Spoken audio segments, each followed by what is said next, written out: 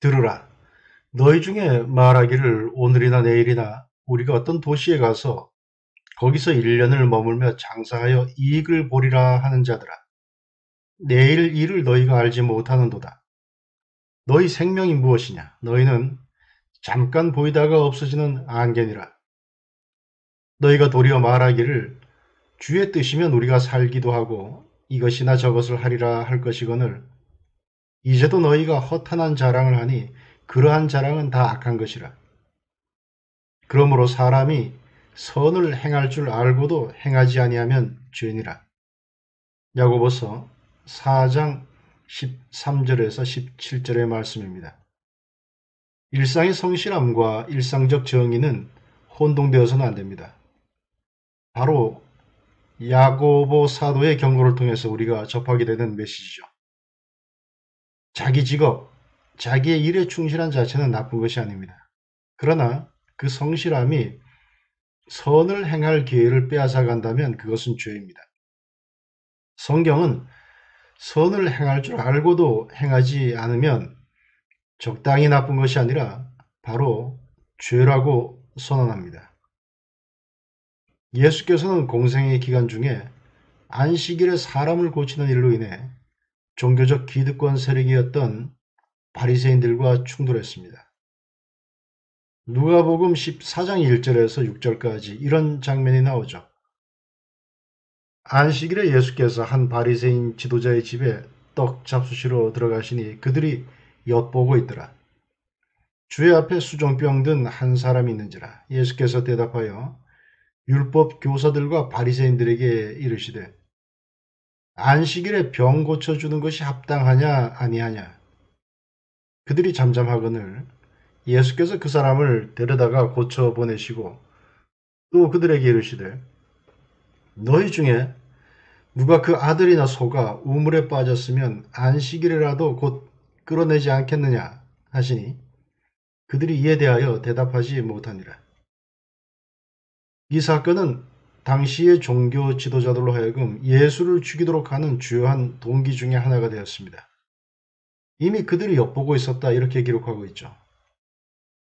예수님은 당신의 행위가 어떤 결과를 가져올지 잘 알고 있었습니다. 사실 굳이 안식일이 아니라 하루를 더 기다려 그 다음날 고시젓도 되었을 일입니다. 그러나 예수님은 그렇게 하지 않으셨습니다.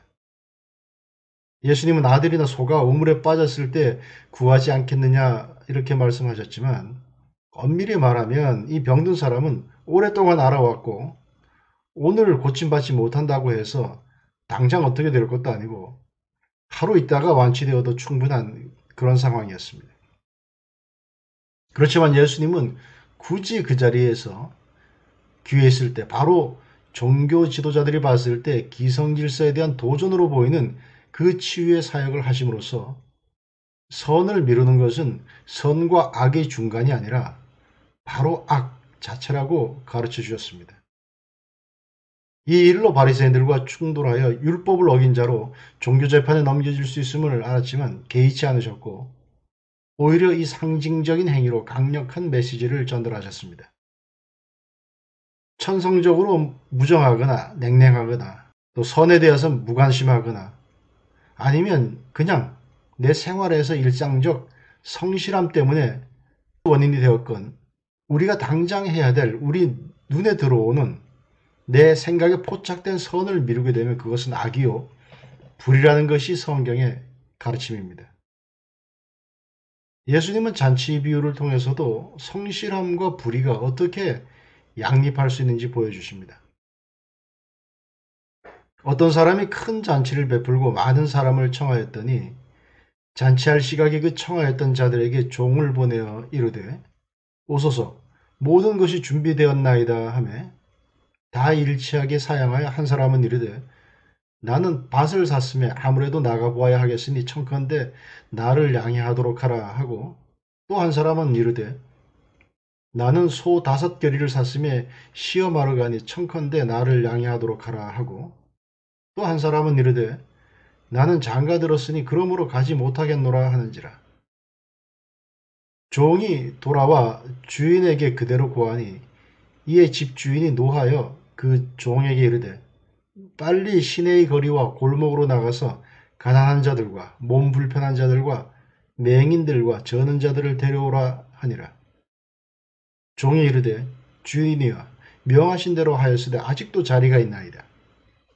주인이 종에게 이르되 길과 산 울타리가로 가서 사람을 강권하여 데려다가 내 집을 채우라. 내가 너에게 말하노니 전에 청하였던 그 사람들은 하나도 내 잔치를 맛보지 못하리라 하였다 하시니라. 누가복음 14장 16절에서 24절에 나오는 말씀입니다. 위 내용을 살펴보면 이들이 불시에 초대받은 것이 아니었습니다.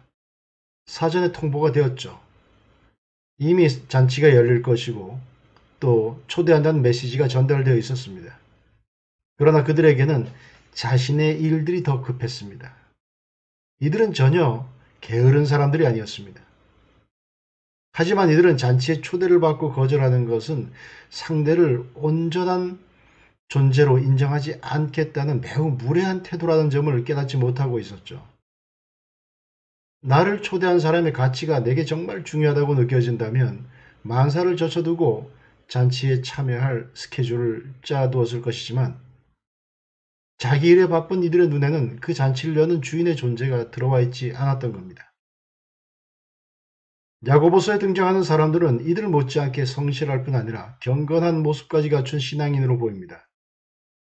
오랜 기간 낯선 곳에 머물며 비즈니스를 감당하는 것은 물론이고 나의 일상을 주의 뜻에 맡기겠다는 결연한 믿음의 의지까지 보입니다.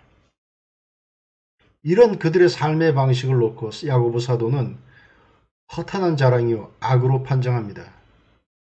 왜냐하면 이들은 선을 행할 기회가 있음에도 불구하고 하지 않았기 때문입니다.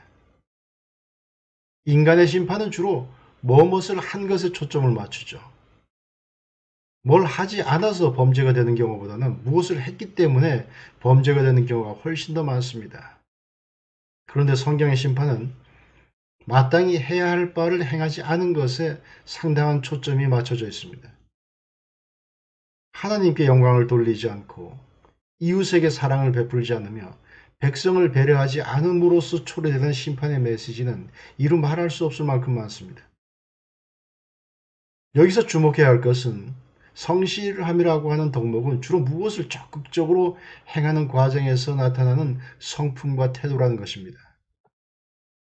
이걸 반대로 해석하면 성실함은 어떤 것에 집중하는 바람에 언제든지 마땅히 해야 할 다른 무엇에 소홀할 수 있는 가능성이 많다는 말도 되는 겁니다. 만일 그것이 모든 계명의 완성인 하나님 사랑과 이웃 사랑과 관계된 것이라면 심각한 결과로 이어질 수 있습니다. 심지어 자신에게 성실함으로 인해서 구원의 기회를 잃게 될 수도 있다는 것입니다. 누가복음 12장 21절에서 예수님은 오늘 밤에 영혼이 데려감을 당할 것을 알지 못한 채 자신의 소유만을 즐거워하는 어리석은 부자의 비유를 하시면서 자기를 위하여 재물을 쌓아두고 하나님께 대하여 부요하지 못한 자가 이와 같으니라고 말씀하셨습니다. 하나님께 대하여 부요하지 못하다는 말이 교회에 헌금 많이 하라는 말이 아닙니다. 하나님께 대하여 부요하다는 말의 의미는 예수님께서 마태복음 25장에서 하신 경고 중에 분명하게 나와 있습니다. 심판 때에 의인과 악인, 복받을 자들과 저주를 받은 자들, 예비된 나라를 상속받을 자들과 예비된 영원한 불에 들어갈 자들이 나뉘게 되는데 이들은 왜 어떤 기준으로 이렇게 되는지 모릅니다. 상 받는 자도 모르고 벌 받는 자도 모르죠. 그런데 예수님은 이렇게 말씀하십니다. 내가 줄일 때에 너희가 먹을 것을 주었고 목마를 때에 마시게 하였고 나그네 되었을 때에 영접하였고 헐벗었을 때에 옷을 입혔고 병들었을 때에 돌보았고 옥에 갇혔을 때에 와서 보았느니라. 너희가 여기 내 형제 중에 지극히 작은 자 하나에게 한 것이 곧 내게 한 것이니라. 자기도 모르게 상을 받은 사람들의 이야기입니다. 반대로 이런 사람들이 있습니다. 자기도 모르게 그것도 아주 엄청난 형벌을 받는 사람들이죠. 내가 줄일 때에 너희가 먹을 것을 주지 아니하였고 목마를 때에 마시게 하지 아니하였고 나그네 되었을 때에 영접하지 아니하였고 헐벗었을 때에 옷 입히지 아니하였고 병들었을 때와 옥에 갇혔을 때에 돌보지 아니하였느니라.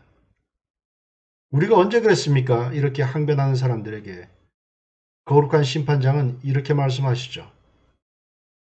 이 지극히 작은 자 하나에게 하지 아니한 것이 곧 내게 하지 아니한 것이니라. 성실히 사는 것 중요합니다. 그러나 그 성실함이 선을 행할 줄 알면서 선을 행할 기회를 미루게 한다면 불의가 되는 것입니다. 성실한 삶이 정의로운 삶을 보장해 주지는 않습니다.